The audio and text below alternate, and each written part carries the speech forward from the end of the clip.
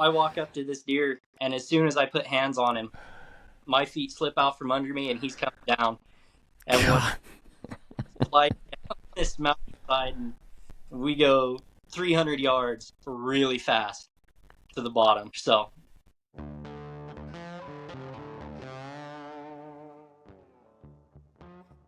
Howdy, folks, and welcome to the Hunting Stories Podcast. I'm your host, Michael, and we have another great episode for you today. Today, we're actually connecting with Diondre Johnson and Daniel Christensen. Met Diondre because I am now an affiliate with Killshot Coffee. If you're interested in some coffee, check out the show notes. Support the show by clicking on the link. And, if you need some coffee, buy some coffee. But we met in the private Facebook group, and he said, man, I got a story I want to share. I'm going to bring my hunting buddy with me. You will not be disappointed. And, of course, it was amazing. So I want to say thank you real quick to Diondre. I want to say thank you to Daniel. I want to say to listeners, thank you guys for tuning in. I don't want to steal any of their thunder. I've done this recording like 3 times trying to get this intro. I'm just going to leave it at that, man. Enjoy. I hope you guys enjoy hearing these stories as much as I did. Thank you guys. And now we'll let the boys tell you their stories.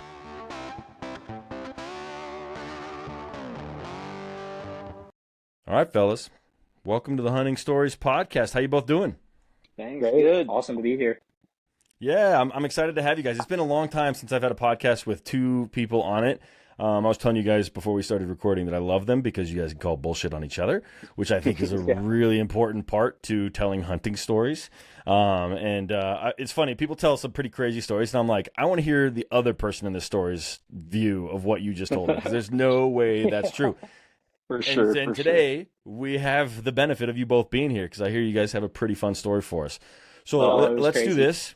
Yeah, let's do this. Let's start by introducing yourselves. Diondre, you go first because you organize this, and Daniel, you're second fiddle for now until you put Diondre in his place. So Sounds good. Cool. Yeah. So, Diondre Johnson, born and raised in Pine Top, Lakeside, Arizona. If you know where that is, you know that's probably some of the best elk hunting in the country. So I was very fortunate, growing up there and being able to experience that world as it is. But it's also kind of a downfall moving around, being like, trophy class bulls all the time to, I can't find them all the time anymore.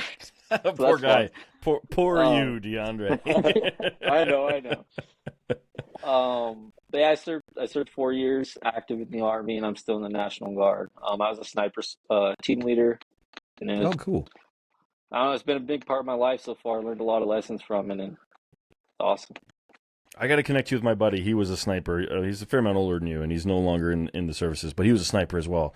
Awesome. So I'll connect you with him because he's a badass hunter and an awesome guy. Haven't had him on the podcast yet, but he's like my emergency when am like, oh shoot, I got an episode to come out in a day. Get over here, Jason. But I'll introduce you. But that's neither here nor there. But Daniel, your turn, brother. Yeah, Daniel Christensen. I grew up when I was young in Westminster, Colorado. No shit. Moved to southern Nebraska when I was 12. Grew up on a ranch out there after that. Just been hunting all my life, mostly deer in Nebraska. By the time I was old enough to hunt big game, we pretty much moved. I had a couple years of youth hunting in Colorado, killed a couple cow elk in there, but now I'm living in northern Wyoming and back in the mountains from flatland Nebraska and loving it. That's awesome. And so how do you guys know each other? Let's start there because I'm not piecing it together as of yet. Yeah. That's a funny story in its own. Okay. My fiance thought I was crazy. So when I got out of the Army, I went back home to Arizona, and I already had plans. I was going to move to Wyoming. There's no other decision I was going to make besides Wyoming. So I found a hunting group on Facebook, and I posted, hey, moving to Laramie. Looking for, someone like-minded, likes the hunting, backcountry hunts is what I like to do with archery. If this is what you like, shoot me a message. And then along came Daniel. Yeah, okay. My fiance and I, girlfriend at the time, but we decided we wanted to move back to somewhere with mountains. She grew up in Anchorage, Alaska. Nebraska was a big change, and we both missed being in the mountains. So we decided to move to Laramie, and I messaged Diondre on Facebook, and then one day just told him, hey, here's my address. If you're in town, swing by, have dinner. And I didn't tell her till like 30 minutes before, so she was freaking out. Okay. Some random guy on Facebook showed up. I know when we met, we both had some doubts. Both had our concealeds with us, and it was a little sigh of relief when we met and realized that. To be fair, you did live in a sketchy trailer park. Yeah, I live in a sketchy trailer park in Laramie, Okay. so All right. it was special. There It you was go. an interesting Well, at meeting least it for wasn't sure. Bumble, but all right, cool. No, that's interesting. That's awesome. Okay, so then did you guys just immediately just kick like besties or Pretty out into much. the woods or? As soon as Yeah, once so he that moved up, we started fly fishing, hiking, shed hunting, and we started doing some backcountry trips, and it was a great friendship after that. And I'm up in That's Sheridan now, awesome. and he's moving to Pinedale, so we'll be a little apart, but we still get a few trips every year. That's awesome. Very cool. Well, great to meet you guys.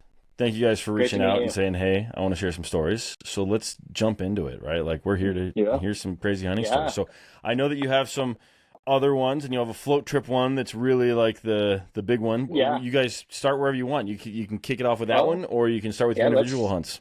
Let's start with that one. I know we drew leftover whitetail bonus tags up here for the northern part of Wyoming.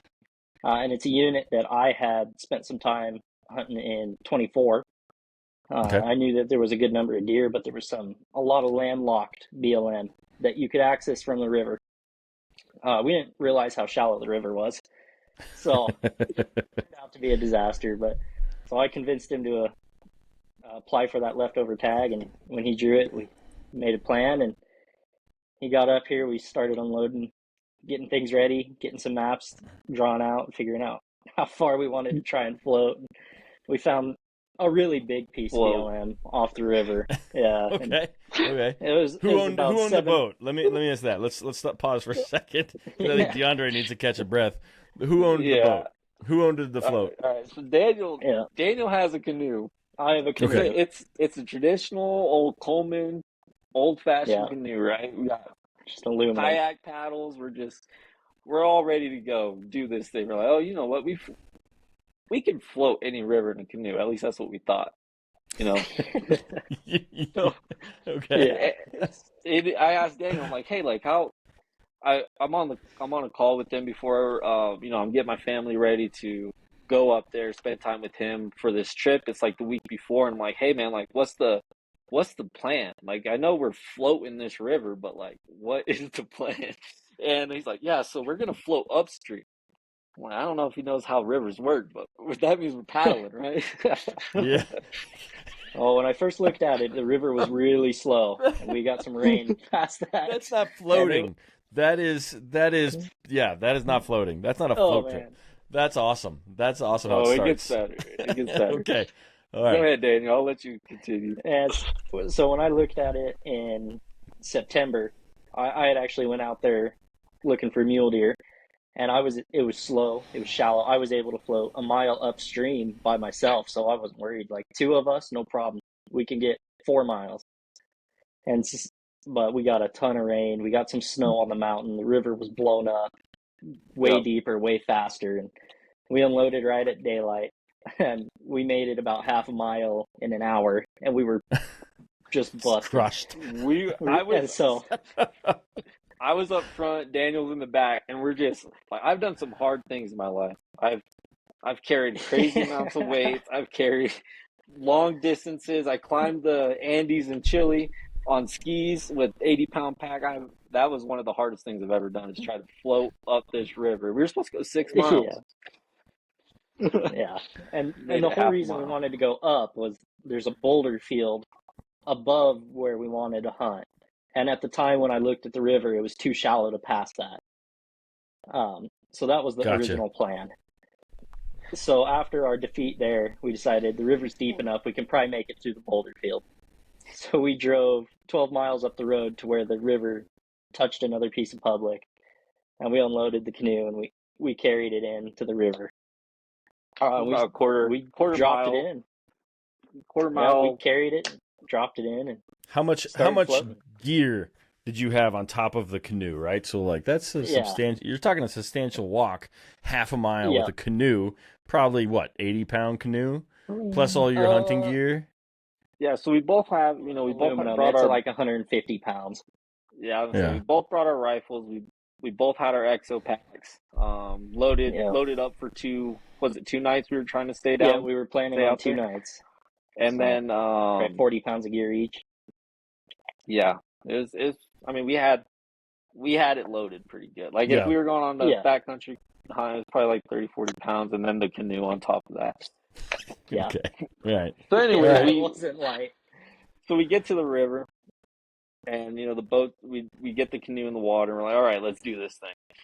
We load up, get in the canoe, and we start floating, and we immediately see deer. We see deer as soon as we get off the public. We see deer, boom, on our right side, on our left side. And we're just floating, and we're just floating, having a great time. It's like if we had country song or country JBL playing, and then we had beers in our hands.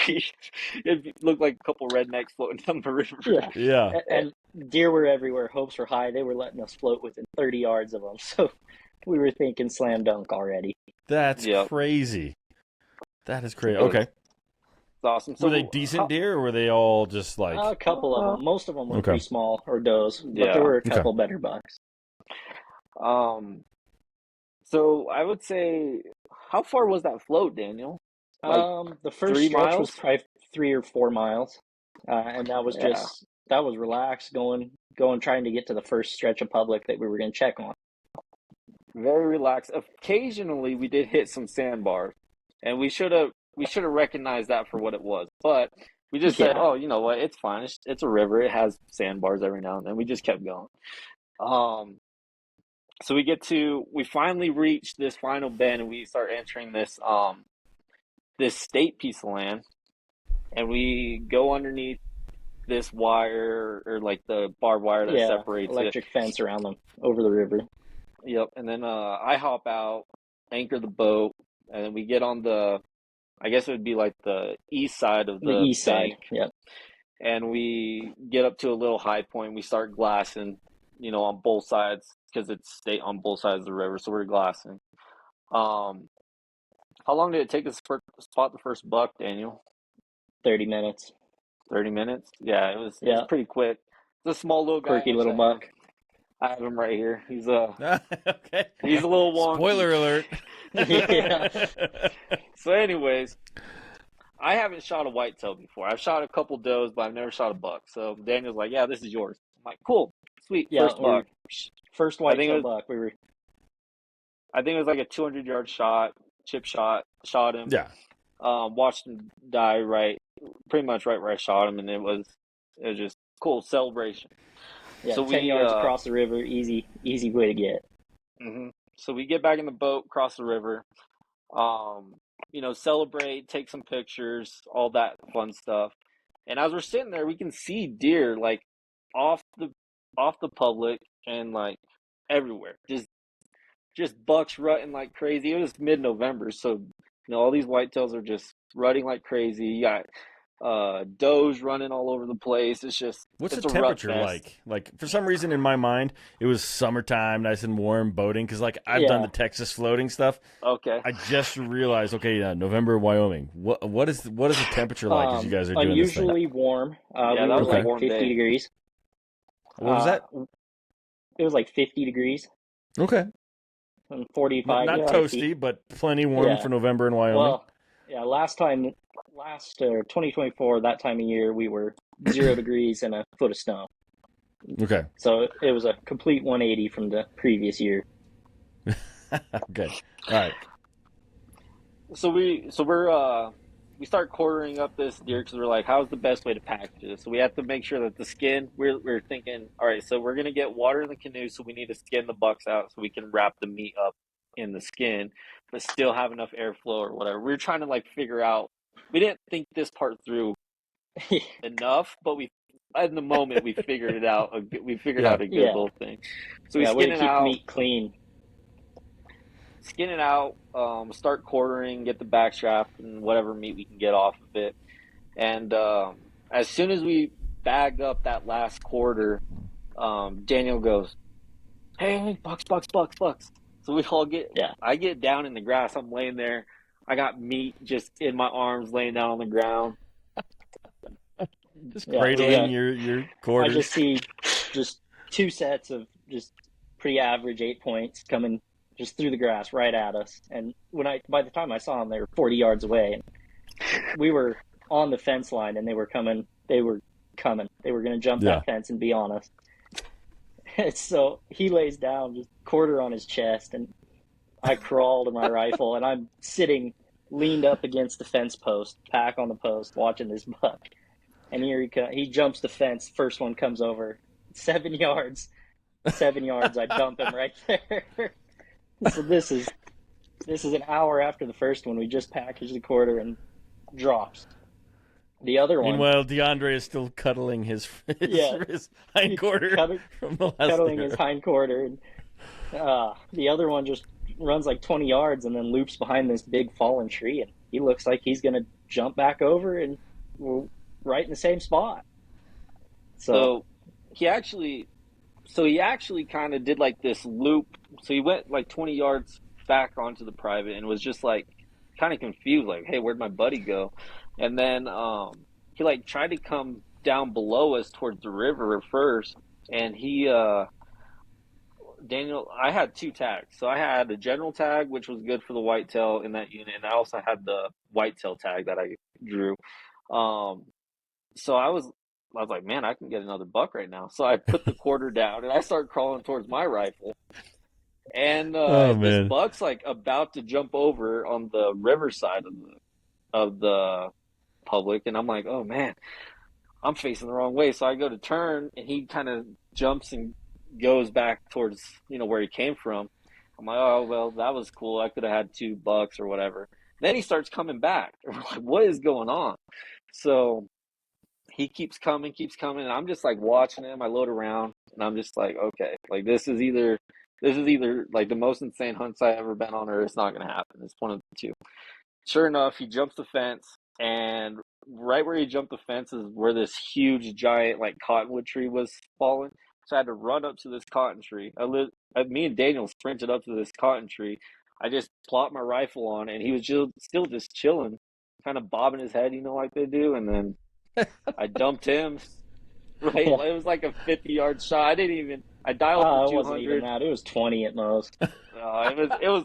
You guys, it's funny. Like if this is archery, these ranges are all fine, but you guys are shooting with rifles, which is so fun because we're like I would say both of us prefer archery hunting. Like, I like shooting my rifle long range, but archery hunting is a crazy challenge, and it's just so much fun. But we're all thinking like, oh, we're gonna have to shoot these bucks. Like before this hunt, we're like planning, we're like getting dope, out to 600-800 yards, and we're like, okay, like we're good to shoot this far, we're good to go.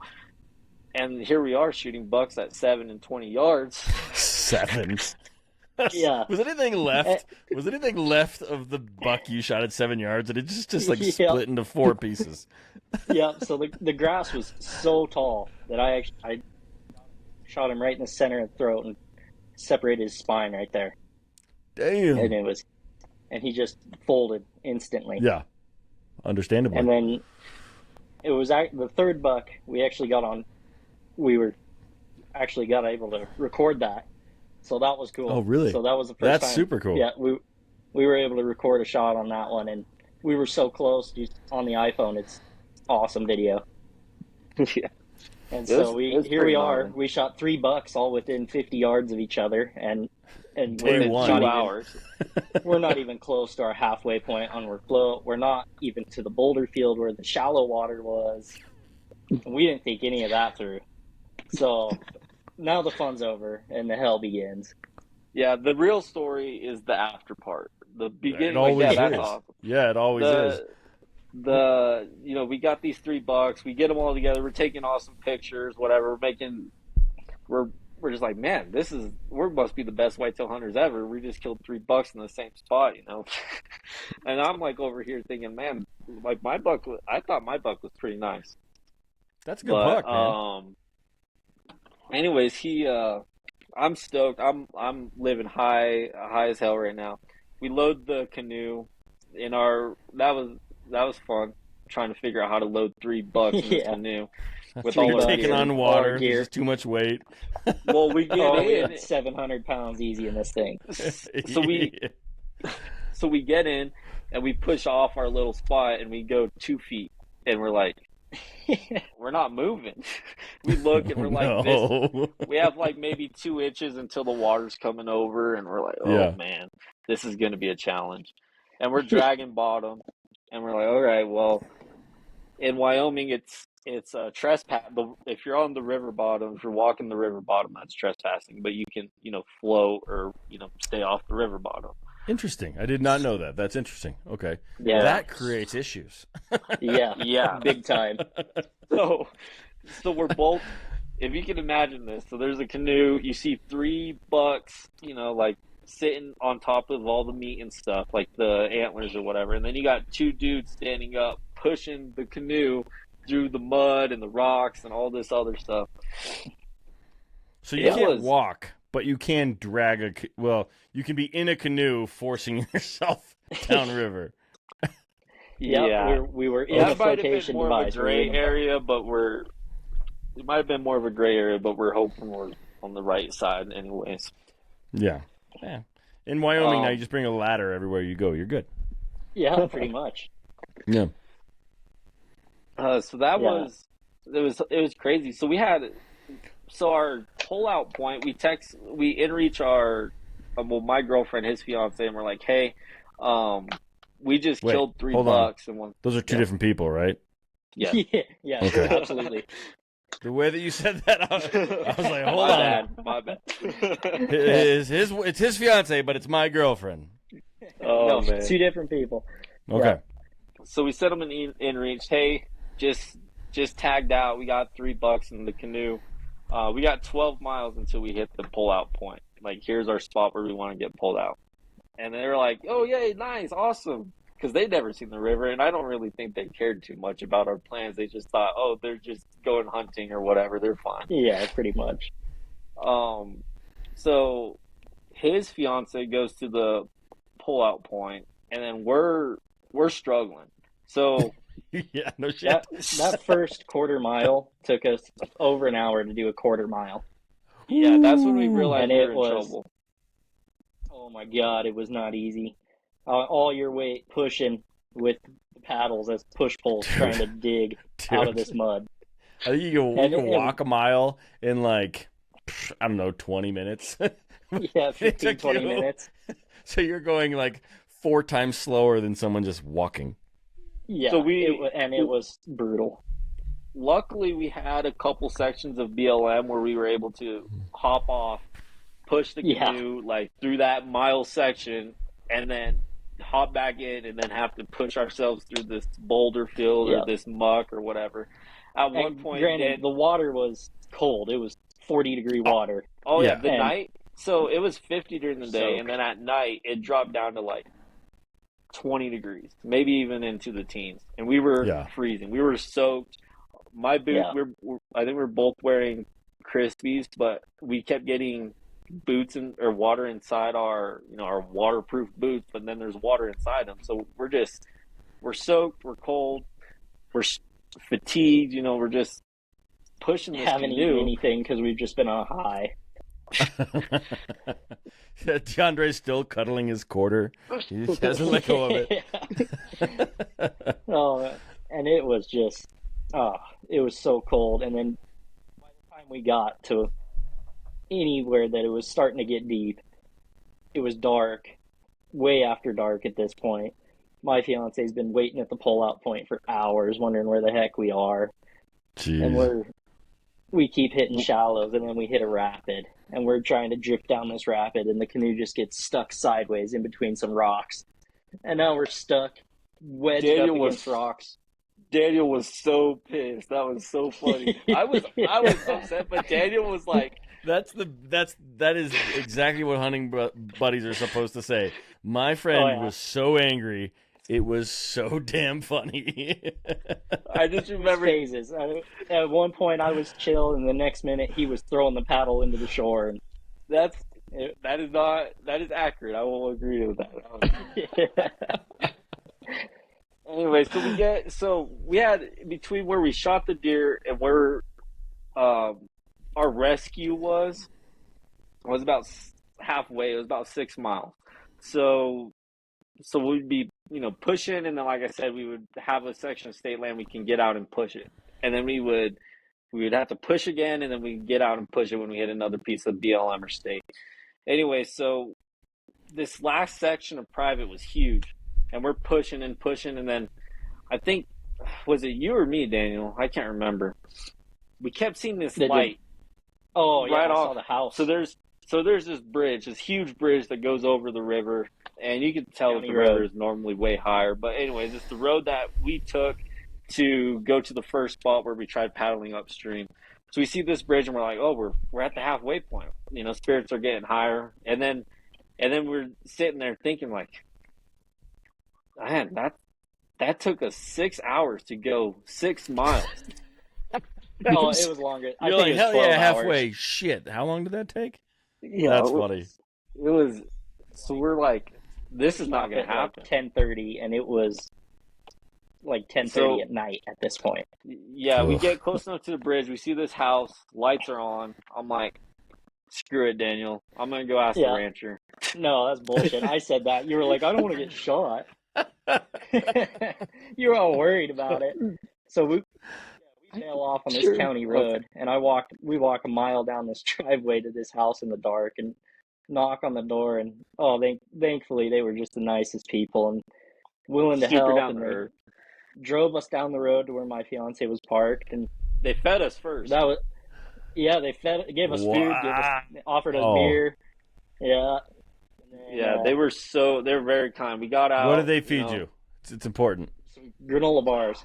Yeah. Okay. Granola bars. Their kids. For some reason, I was thinking like a stew, like they had a stew, a crock pot or something. They but did say I bet that granola bar was awesome. They were going to cook us some burritos, but it was already awkward enough. We had to.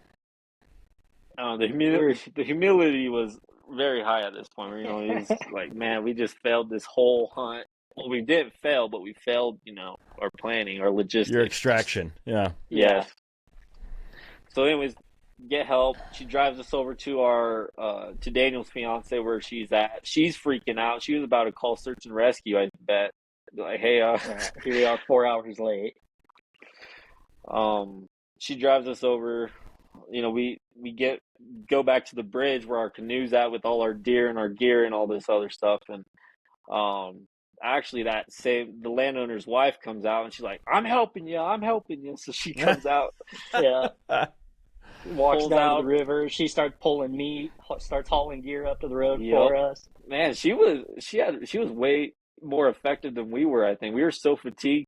And then she's over here carrying 2 quarters, just hucking them over the fence and loading them into the we had spent now like 12 hours just soaking wet in the freezing cold. Oh, borderline hypothermic. Yeah. That was hadn't eaten anything. That was a lapse. We should have stopped to eat it, but we thought we just needed to get out and get going. Thought we were just a bunch of dogs. We weren't. That's amazing. What a great story. I'm amazed that it ended. Like, I did not see it coming where you guys just like went and found a ranch to help you get out of the situation. That's what a shitty story. And I bet it's your favorite story. This is like exactly what hunting stories are all about. Being like, hey, the worst moment of my life, and I love telling this story. Yeah, it was by far the most brutal hunt ever, but it is the funnest to tell. It'll probably be one of my most memorable like deer hunts I'll ever have, for sure. Yeah, that's what I love about hunting stories, man. It's like you know the ones that like you boys are in your 20s, right? Early 30s, maybe. Okay, so you boys are in your 20s, and I'm like, I know that your grandkids are going to know this story, and I think that's what's really cool about hunting stories. It's like it's going to stick with you. You're going to tell it. Your kids are going to be like, oh, he's telling the story again, and your grandkids are going to be like, I love it when he tells the story. It's just like generational. It's going to be passed down, and like this is what it's all about, and it's the miserableness and also the success. Yep. And it's really cool. And so that's a hell of a story, boys. I've heard a lot Yeah, of I never stories, have. and like this one makes me just like I'm excited to like for 50 years from now your grandkids to hear it. I just can't wait. It's awesome. Yeah, Yeah, it's gonna be sick. I've never had one where we've all three bucks in the same 50-yard stretch. Just crazy. Especially This- whitetail. I thought they were finicky. Everyone told me they're Yeah. finicky. well, yeah, you seem to have found. I mean, you found the one. It took a little bit of effort, but you found the ones that don't seem to run into many people. Yeah. Yeah, That's yeah, that crazy. was cool. Well, congratulations on all your bucks. Oh, thank you. Diondre just kept whipping out Euro mounts during the story. Yeah. Daniel, do you have Yeah. your buck within arm's reach? Oh, well, it's actually outside. I'm trying a different way to Euro mount it this year. I've actually taped up the antlers and I buried it. Oh, So I've heard about people doing that. yeah, so I'm trying that. So it's outside buried. I do have a mule deer with me. We'll talk about this guy here in a minute, but Oh, this that's a was good buck. my I like those kickers. yeah, just dual kickers on matching side, and that's All right. my Well, if that's most the end recent of the mule deer. whitetail story, then we can jump right into that one. Unless you guys have, is there Sounds anything good. left for the whitetail? No, That's pretty the much story. it. We All right, got cool. picked up, and the women were a little mad at our delays, but other than that, we made through. There you go.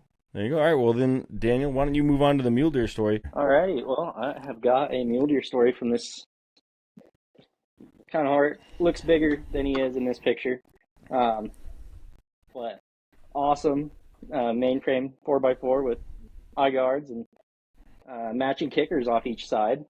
Just an awesome general season buck here in Wyoming. It was just a story about just being aware because this particular spot is a very popular spot for elk hunters, and it was also rifle elk season at this time. This was middle of October up here in the northern part of the state.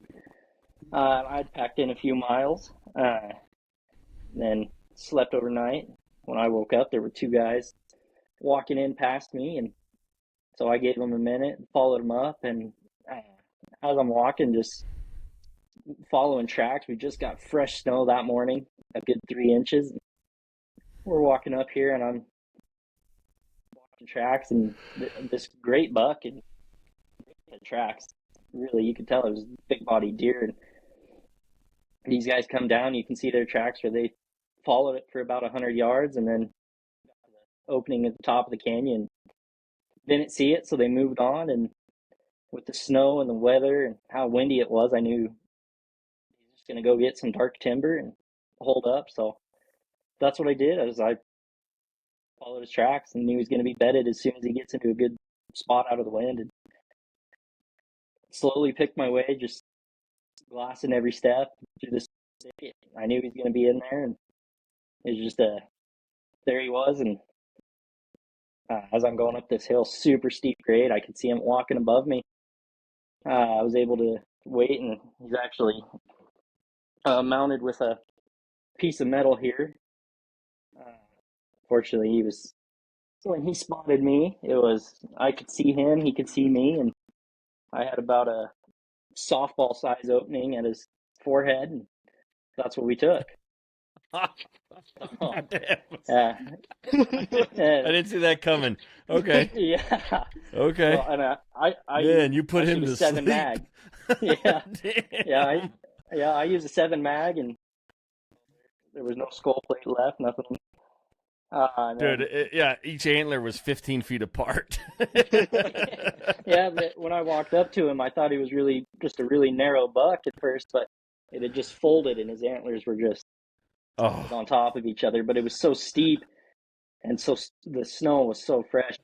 I walk up to this deer, and as soon as I put hands on him, my feet slip out from under me, and he's coming down.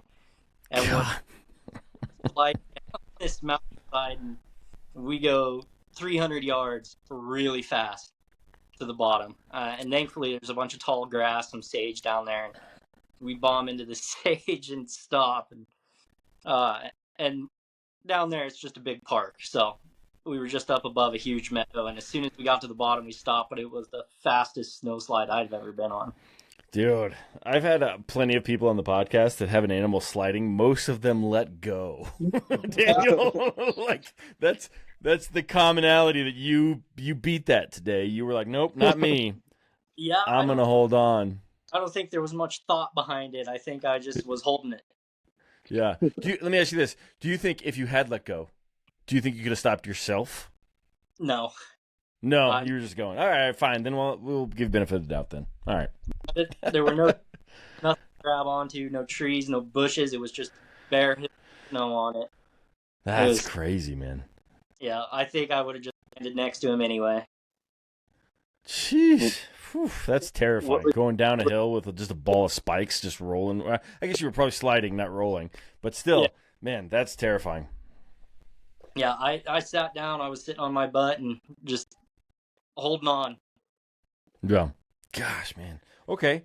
How was the pack out? Is that the end of the story? Was it a No. super easy pack out, or like what do we got? What's left to the story? It was a decent bit of 2,000 vertical feet, but it was only miles. And actually had a couple buddies that they haven't really hunted, but they like kind of dipping their toes in it. Mm-hmm. Got the first half out that night, and it was cold. All that fresh snow, it was below freezing. So I left the second half in game bags. They wanted to come up and help. So the next day, that's what we did. I went and got them. That way they wanted to experience it. And their first experience is just like a deer skull blown to bits. Yeah, that was quite a surprise to them. Yeah. They buddies, he helped me on packing out an antelope earlier in the year, and he just likes dipping his toes in. He's getting real curious about hunting, and he's like to go out on a couple pack outs and a couple hike outing trips. And so we went back in. We just packed up camp, grabbed that second half of that buck, and just walked the 3 miles out. Didn't give him a too hard one. Which he doesn't have a backpack, so it was just he just carried a quarter over the shoulder. And good for him, man. I'll say this: when Daniel sent me the picture of the buck, he sends a gripping grin, and I'm like, what's wrong with that deer? Yeah, eyes were out, his antlers were good, and it's a goose. Sure. I texted him back and said, "That's a great deer, but what happened to him?" Yeah, right. I would say send me that photo, but I don't know if I could share it with everybody. Anything I'd put it on would get blocked with that kind of grotesqueness. But dude, hey, a dead deer is a dead deer. I mean, that deer did not suffer. It just lights out. Yeah, lights out. No meat wasted. Yeah, for sure, man. Well, cool, dude. That's crazy. I can't believe you held on to that deer 300 yards downhill. Like that is crazy. Like I don't know. Probably should have separated, but I didn't think anything of it. There were no thoughts about it. I just said, "Oh, let's see what happens." Yeah, as long as you keep the antlers away from yourself, it's not too dangerous. But like, I don't remember how long ago this was, but there was like a story of some hunter. He killed an elk and he tied it to the back of his ATV, and he's basically just dragging this thing out. And he hit something where the elk basically lodged itself in something, and it made his ATV rear up, and he fell off backwards and skewered himself on the elk antlers. And so, yeah, he died. So he didn't do as good as you, Daniel. But I'm always terrified of like all the crazy circumstance of all the people out there every year going out and pulling these antlers out, like putting it on your backpack. Like you could get pretty hurt with that awkward weight. But man, you're lucky that it ended up just being a fun trip. Cool. All right. Well, yeah. Hey, I'd rather be lucky than good any day. So cool. All right. Hey. All right. So Diondre, you're up next, man. I know you said you have a sob story. I don't know. Well, if this is when your girlfriend left you and became Daniel's fiance, or what we're going to talk about next, man. But yeah, no, she wouldn't set the stage for us, brother. Yeah. So actually, Daniel, do you want to tell your bear story at all, or should I keep that one in the back pocket for another day? That can be another day. Tell your story. Okay.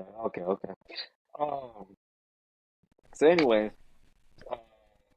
I'll tell an elk story from this past season. It really sucked actually, but it was a good time. Uh, so I've been I appreciate you guys because you guys are hitting the nail on the head with like all hunting stories. Man, it sucked, but it was really good. I really enjoyed it. Like that is hunting. Yeah, absolutely. so I started. Daniel moved last year from Laramie, so I've been stuck either hunting solo or I've been looking for new hunting buddies. I got another guy here that I hunt with, but his his job is just always busy. It's hard to coordinate things. So, anyways, I started working at this dealership. I used to be a salesman here, and one of my buddies invited me to go hunting with him and his son. Um, they're like we're filling each other out, so we're more like road hunting or whatever. So we get to this ridge and we aren't seeing many elk, and it's like a good open, like desert type of elk hunting, and it's archery Okay. season. We aren't seeing any elk, so I'm just like, well, I'll just rip a bugle and see what happens. There's a bunch of canyons and stuff. We'll just see what happens. So I rip a bugle, and this drainage just opens up, just starts lighting up like crazy. You hear like 5 or 6 bugles, and we're like stoked. We're like, oh, sick. Let's go get them. And then as soon as we're in the truck when I'm ripping this bugle. My bugle's out the window, and I'm ripping this thing. And, and we weren't expecting to see anything. And then all of a sudden, it starts lighting up, and we're like, oh, sick, sick. So we start hopping out of the truck, getting ready. I know my bino harness is even on, so I'm throwing that on, getting the pack, getting the bow. And I'm ready to dive off into this drainage. And then as soon as we're ready to drop on into this drainage, I see this bull just sprinting down towards us from the same drainage that's ripping off. So I'm like, oh wow, like this dude's ready to go. He's ready to rumble. Let's just stay right here. Trucks literally parked like on top of this ridge, like as silhouetted as it can possibly be. And this bull's running straight to the truck. And so we just decided, hey, let's just sit up here. I mean, he's not scared of the truck. Let's just stay up here and just start cow calling like crazy. So there's 3 of us ripping cow calls, and it just sounds like a cow fest, over where we are. And this bull, like I said, is just sprinting down this mountain, and it's steep. It's crazy vertical everywhere in that area. So it's either you're going up or either going down. There's no real flat. And as he's coming down, we decided to go on the backside of our ridge that we're on top, just to kind of confuse him a little bit. And so we're all ready. All 3 of us have our bows ready to just draw and sink one in him. Yeah. As soon as he comes around the ridge and on my side, and I didn't notice him because I'm expecting him to come over the top like he did when he heard the bugles the first time. So I'm looking up, and then all of a sudden I hear like rocks falling down on my right, and there he is. And I was already dialed to. I have a 3-pin sight on my bow, so I was at 40, 50, 60, and I got a rough range, and I ranged some. I don't know. I didn't range him. Whatever I ranged, I didn't range him. And I thought it was 60, and I just turned, fling an arrow, and it goes right over his back. And I'm like, oh man, that sucks. So anyways, we're like, oh man, we'll find another one. We're just like throwing it up or whatever about missed opportunity. We get up, we're about to load up in the truck, and the bull's just sitting down there, just stomping his feet and acting strange. We're like, okay. And then he recognizes and he starts getting a little scared. So then I run over, and there's this cliff on this, like right below where I could see there's this cliff. And I'm thinking like I could just like run up, pull up and get a shot. And he starts kind of moving. And I get on this cliff and I range him, and it's 50 yards, but it's like as if I'm 25 feet up in the tree stand and the elk's right underneath me. That's pretty much how this played out. And I sunk an arrow in him at 50 yards, hit him like top of the shoulder on the front side, and then it came out below his armpit on the back side. So I assume I single longed him, but he was hit pretty good. So we're celebrating. We're like, oh, sick. You just shot your first Wyoming bull. This is awesome. I'm like, yeah, sweet. Let's let him do his thing. Let's let him die. Like, it was a good shot. Let's just let him do his thing. Well, this area of BLM that we were on, it's a pretty large area, but we thought we were on the only part of access in this area. But little did we know, the private that was bordering it, there was a guide, an outfitter that was trying to get those bulls to come onto his thing. So he's just ripping bugles and stuff. And we're like, we thought all those bugles that we were hearing, we thought those were all elk. And there was actually this Oh shit. Okay. outfitter just like going crazy with his bugles. And I guess the bull liked mine better, or like our cow stuff better, so he came over to us. Anyway, so this outfitter starts pushing down into the drainage where my bull that I just shot just went and bedded and looked like he was about to die. Well, the outfitter pushed my bull up. He pushed him up. He went running, and he just didn't stop. He kept going. He went off BLM, went on to another outfitter's land. We tried calling that. I saw him go into this drainage. I sat there and watched all day. It was probably like, I shot him at 11, got up on top of the ridge that he went up over, watched him go into this one drainage on the private. I stayed there until dark, and I didn't see him get up and or like get out of there. Called the landowner. Dude didn't pick up for like 5 calls, and finally on the 6th call he answered, and he said, "Nope, not letting you on my land. I don't care if you shot a bull and he's dead on it." I was like, okay, well, I guess I'm screwed. That sucks. Yeah. Yep. So that's my heartbreak story. That's tough, man. That's tough. It's especially the landowner, like most landowner stories end in like, okay, show me where you shot him, proof that it wasn't on my land. If you can prove it to me that you shot him off my land and he ran on my land, he's all yours. But just a guy just being like, nope, don't care. Like, screw that guy. We were really surprised because like my buddy that I went hunting with, he's been selling cars in the area for I think he's had like 6 or 7 years, like fairly decent amount of time, and you get to know a lot of people selling cars. And he knows like most of the people in that area. And when he tried like getting people to kind of speak reason into that landowner, it wasn't working. And I guess we could have called the game warden, but we just didn't really want, like, the dude was so firm on it, and I've heard so many bad stories about game wardens and, you know, landowner interactions.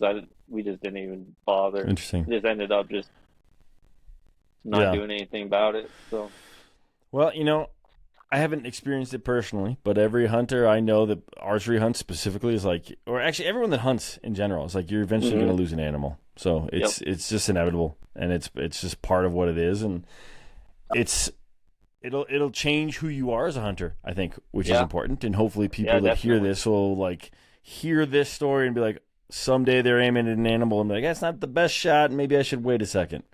Maybe it'll save an animal's life in the future. Maybe it won't. I don't know. But either way, it's going to happen to all of us, man. So thanks for sharing, Diondre. It all happens, man. Yeah, man.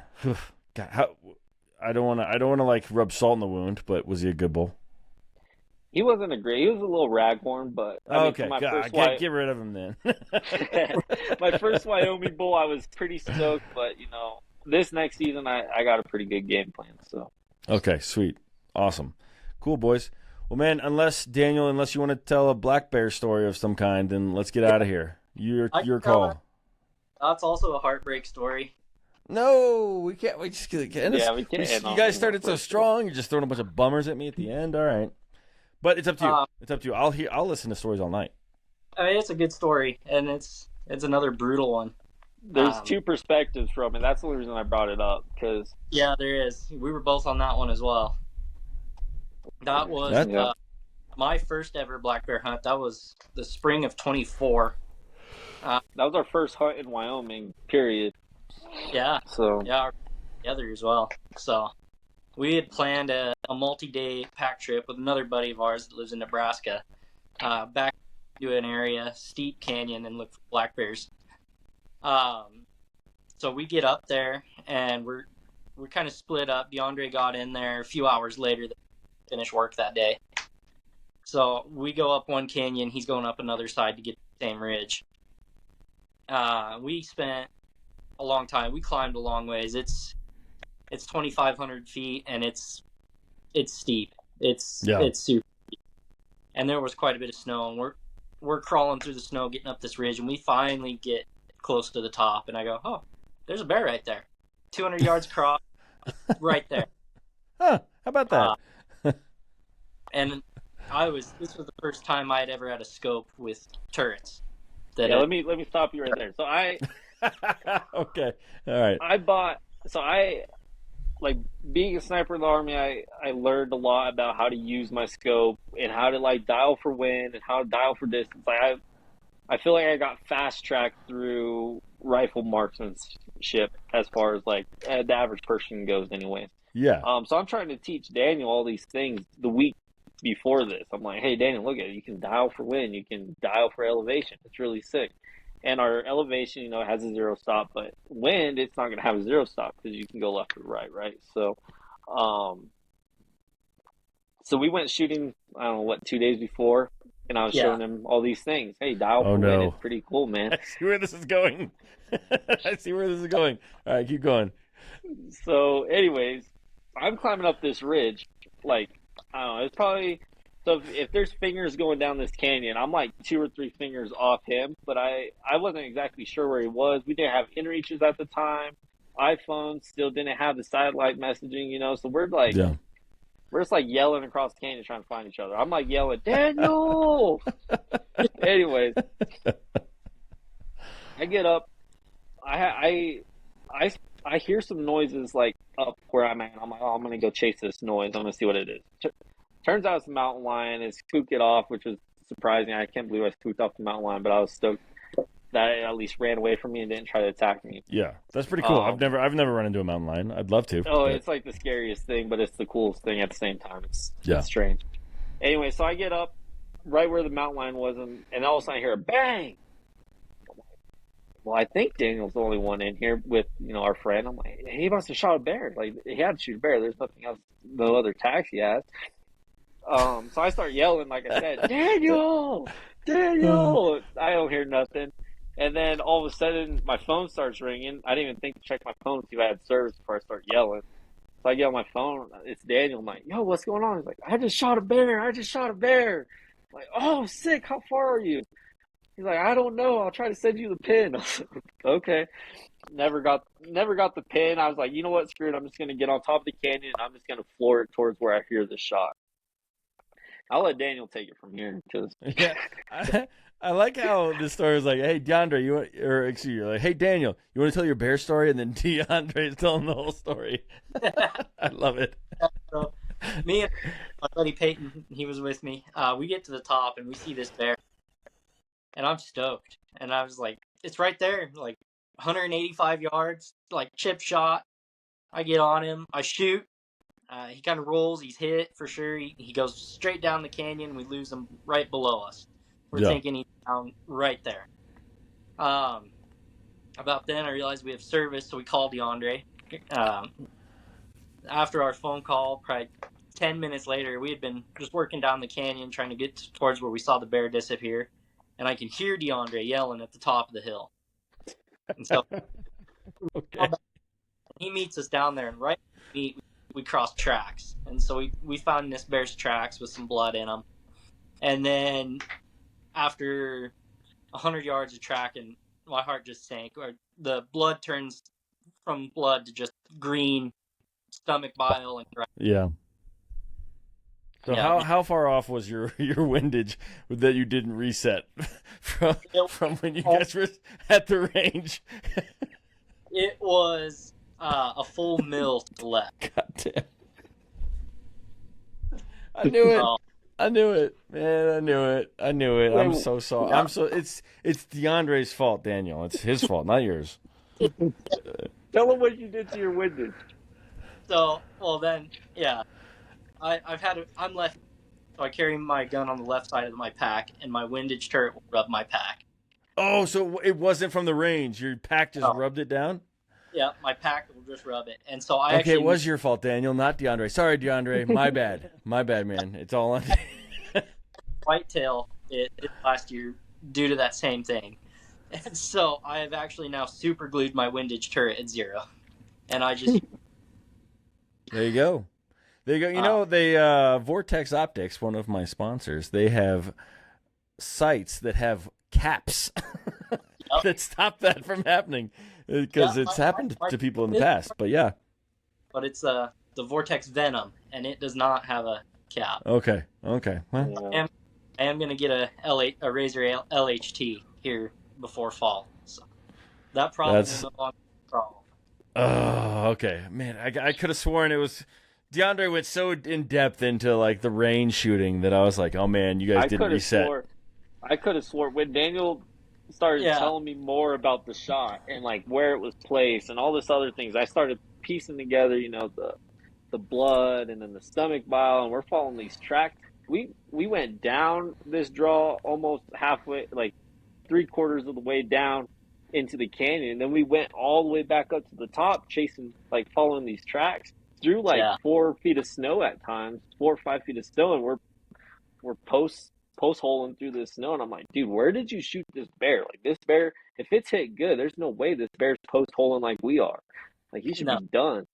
And then I started piecing together. I was like, Danny, you did not reset your windage, man. Yeah, easily reset it or it rubbed. I don't know which one was which, but either way, I was full mill left, and I shot it way back in the guts. Gosh, man, that's tough, man. I'm sorry, Daniel. That sucks. You know, it's a funny story now, but it does suck. Particular day, we spent who looked at the gun first and was like, you know, for lack of a better term, fuck. You know, like who saw the windage on it being off by a whole ml? Yeah, I think Diondre did. I think he asked me if he could look at it, and I think he noticed it. Yeah. Damn. That's right. And we started following these tracks, and we spent 16 hours, and we hiked well into the night before we got to where we just said, whatever, we're going to put a tent up, and then I'll start back in the morning. And the next day, it went up to like 80 degrees coming out of the 40s. I don't know if it was 80. It was more like, it was high 60s, but not 80. But it was warm. It was for sure warm. We went from having 3 inches of fresh snow with blood to now we have nothing but mud. Yeah. Oh, that's tough. You're not finding shit. Daniel did find a really awesome. Awesome what? Deadhead. Deadhead. Oh, elk deadhead. Yeah. That's sweet. Did you pack it out? Oh yeah. Yeah, we did pack it out. Nice. Well, hey, silver lining. Yeah, it was. The bear went back over. He went into the south-facing side of this slope, and he just went through the wide open and disappeared into the timber. And when the sun hit that snow, his tracks were gone. Yeah. Mm-hmm. The entire next day, I gritted the whole side of that face. I never cut a track. I never cut another bit of blood. I never cut anything. Yeah. And you can't win them all, man. You can't win them all. That's tough. It sucks. I've had situations where like my backpack like rub, because I'm right-handed, but I shoot lefty, and I've had the point where my rifle or my backpack rubs my I'm drawing a complete blank. Maybe I've had one too many beers. The slide out of my gun, and like it just everything. And I've like my round fell out, and I'm like, what the hell? So like, left-hander's curse, man. I didn't shoot anything, but that's because I'm a terrible hunter, and that has nothing to do with you. But it happens, man. It happens. So, well, cool. I'm glad. Yeah. Well, thanks for sharing, man. I appreciate it. Hopefully, someone learned a little bit from that, and now knows to buy a scope with some caps on it, or super glue their scope without caps. You know, it's or just really be really good, full adrenaline and everything. Really good at checking. Yeah, cool, man. All right, well, boys, I got more stories out of you than I expected. They were all wonderful, and I appreciate you guys for reaching out and coming on and sharing your stories. This was a lot of fun. I can still I think my traps are sore from your story about the canoe. Like it hurts just pushing through that muck. So let's do this. do you guys have anything you want to share? Any socials or whatnot where you want the people to maybe come find you? Yeah, Go ahead, Daniel. Go ahead. Yeah, I post a lot on Instagram right now. Right now, it's Daniel_Christensen. Okay. Easy Yeah, enough. I got a Instagram as well. It is Silent Basins. Okay. At Silent Basins. So Cool. And I will put rocking both of those in the show notes, and I encourage my followers to follow you guys. If nothing else, some fun float trip stories, hopefully in the future. Oh yeah, we got a pretty awesome spring bear trip. Daniel's bachelor party. We're doing a spring bear trip. So No shit. First Shit, off, that's congratulations, Daniel, on being engaged. Where are you guys hunting? Wyoming, or do you got someplace else in mind? Yep, Wyoming. Nice. That's a hell of a bachelor party. I'll tell you right now. Yeah, it'll be awesome. I think we're planning 6 days right now in the backcountry. Hell yeah. Well, keep me in the loop. Let me know how it goes. Yeah, for absolutely. sure. Cool.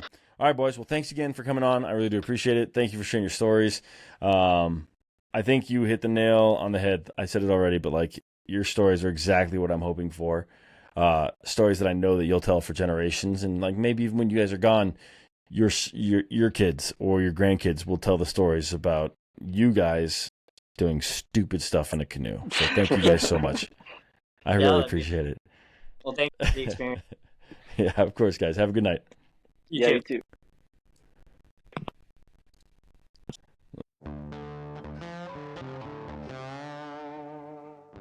All right, folks, that's it. Another couple stories in the books. Again, thank you to Daniel. Thank you to Diondre coming on the podcast, being brave, sharing their stories. If you have some stories you want to share, please do hit me up. I would love to have you on with your hunting buddy, go bullshit on each other, whatever it is.